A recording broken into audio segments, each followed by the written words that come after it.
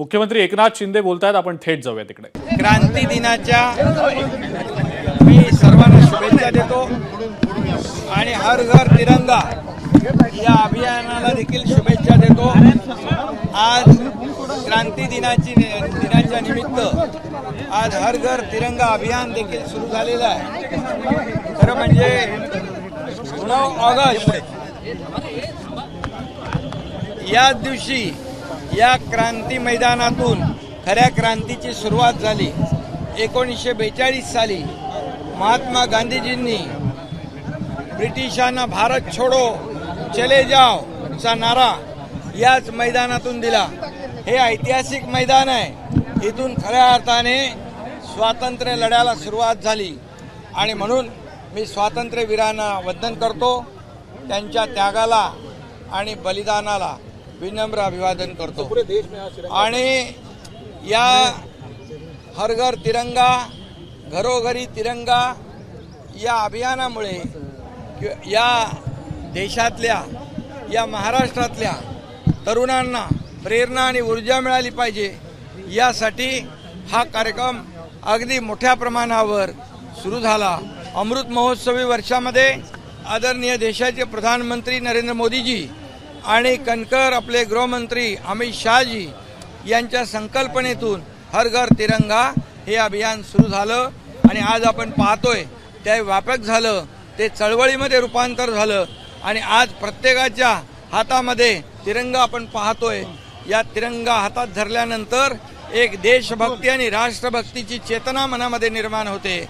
एक आनंद समाधान मिळतं की त्यावेळेस 9 ऑगस्ट 1942 साली याच मैदानामध्ये महात्मा गांधी आणि हजारो लाखो देशभक्तांनी तिरंगा हातात घेतला आणि स्वातंत्र्य प्राप्तीसाठी इथून सुरुवात केली।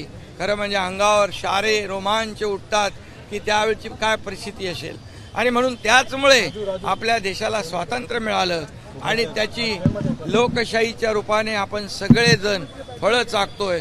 आणि म्हणून खऱ्या अर्थाने मी पुन्हा एकदा या सर्व स्वातंत्र्यवीरांना विनम्र अभिवादन करतो आणि हर घर झेंडा हर घर तिरंगा हे जे का अभियान आहे, घरोघरी तिरंगा हे देशाचं जे आपलं प्रतीक आहे, आपलं राष्ट्रध्वज या घराघरावर आपल्या इमारतींवर सगळीकडे या राज्यामध्ये उभारलं जाईल आणि सगळ्या शासकीय इमारतींवर रोषणाई केली जाईल।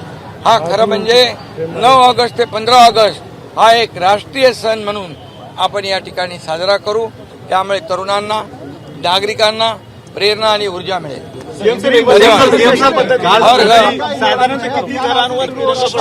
अडीच कोटी घरं, दुकानं, शासकीय इमारती 2.5 कोटी या ठिकाणी घरांवर, दुकानांवर, इमारतींवर, शासकीय इमारतींवर आपला तिरंगा फडकेल, डौलाने फडकेल।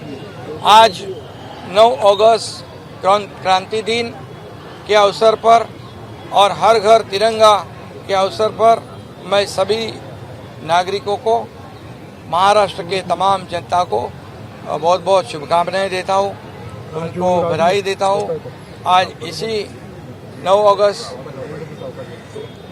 1942 में महात्मा गांधी जी और उनके सभी देशभक्त स्वतंत्र सैनिकों ने यहाँ से ब्रिटिशों को चले जाओ का नारा दिया, भारत छोड़ो का नारा दिया और यहीं से शुरुआत होगी स्वातंत्र्य लड़ा और हमें स्वातंत्र्य प्राप्ति की।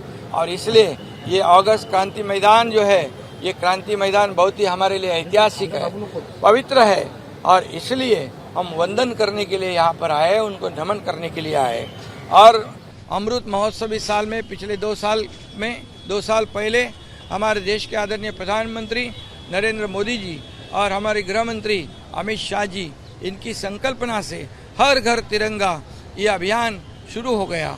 आज ये अभियान इतना बड़ा हो गया है कि ये एक क्या कहते हैं क्रांति के रूप में हम देख रहे हैं और ये तिरंगा झंडा हर एक के हाथ में हम देख रहे हैं। ये 9 तारीख से 15 तारीख तक ये सभी घरों पर, दुकानों पर, सभी शासकीय बिल्डिंग पर, निम शासकीय बिल्डिंग पर, सभी प्राइवेट बिल्डिंग पर यहाँ पर 2.5 करोड़ ये हमारे राष्ट्रीय ध्वज जो है फहराए जाएंगे और हमारे युवाओं में, हमारे नागरिकों में एक राष्ट्र भावना, एक देशभक्ति की भावना जागृत हो जाएगी, उनको प्रेरणा मिलेगी।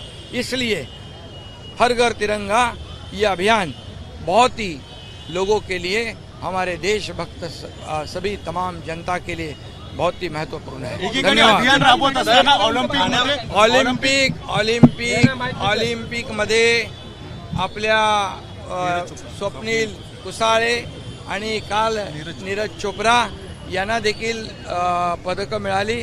मेडल, मला वाटतं 3 मेडल आपल्या देशाला मिळालेली आहेत, 4 मेडल मिळालेली आहेत। हा देशाचा गौरव आहे। म्हणजे आपल्या देशातले खेळाडू, आपल्या महाराष्ट्रातले खेळाडू देशातच नाही तर 7 समुद्रापलीकडे विश्व विजेते ठरत आहेत। हे आपल्या सगळ्यांच्या दृष्टीने अभिमानाची बाब आहे आणि त्यांचं देखील मी अभिनंदन करतो। ओलंपिक में हमारे महाराष्ट्र से स्वप्निल कुसाळे, इसने मेडल, कांस्य पदक उसको मिला है, इसके लिए मैं उसका स्वागत करता हूँ। नीरज चोपड़ा है और यहाँ पर और 2 मेडल मिले हैं, उनको भी हॉकी टीम में उनका भी मैं तहे दिल से अभिनंदन करता हूँ। सभी हमारे खिलाड़ी जो है उनका बहुत बहुत अभिनंदन। ये हमारे देश के लिए, हमारे राज्य के लिए गौरव की बात है। खड्डे मुक्त करण्यासाठी एक विशेष मोहीम तुम्ही आजपासून हाती घेतलेली आहात, काय नेमकी मोहीम असणार आहे, कशा पद्धतीने असणार आहे? नाही, याच्यामध्ये जे भिवंडी नाशिक जो हायवे आहे, या हायवेवर पावसाळ्यामध्ये खड्डे पडतात आणि खूप हेवी ट्रॅफिक असल्यामुळे खड्डे बुजवणे, चांगला रस्ता करणे यामध्ये देखील अनेक अडचणी येतात आणि खूप विलंब लागतो, लोकांना त्याचा त्रास होतो। म्हणून मी गेल्या आठवड्यापासून 2-3 बैठकांमधून सूचना दिलेल्या आहेत। एक, यामध्ये क्विक रॅपिड जे M60चं जे RMC आहे ते हार्डनर टाकून त्यामध्ये रस्त्यांचे खड्डे भरण्याचं काम सुरू झालेलं आहे आणि ते खरं म्हणजे एक टिकाऊ आहे आणि त्यामुळे मला वाटतं हे सर्व रस्ते भिवंडी नाशिकचे जे खड्डे आहेत आणि मोटरेबल होऊन जातील, सगळ्यांना सुविधा मिळेल, जो लागणारा वेळ कमी होईल, लोकांची चिंता मिटेल आणि लोकांना दिलासा मिळेल। गणपतीसाठी विशेष मुंबई गोवा महामार्गामध्ये एक वेगळं आहे। मी स्वतः आज त्या ठिकाणी स्वतः जाणार आहे आणि कामांची पाहणी करणार आहे। योग्य त्या सूचना मी देणार आहे, जेणेकरून पावसाळ्यामध्ये खड्ड्यांची पुनरावृत्ती होऊ नये यासाठी तो प्रयत्न आहे। आणि मुंबई गोव्यावर देखील काम सुरू झालं आहे। मुंबई गोवा देखील गणपतीच्या आधी चांगला रस्ता होईल आणि त्यासाठी देखील शासनाचे प्रयत्न सुरू आहेत। NHAI काम करते आहे। आमचे पालकमंत्री रवींद्र चव्हाण देखील त्या ठिकाणी व्हिजिट करत आहेत। काल देखील आपल्या PWDच्या अतिरिक्त आयुक्त जे आहेत,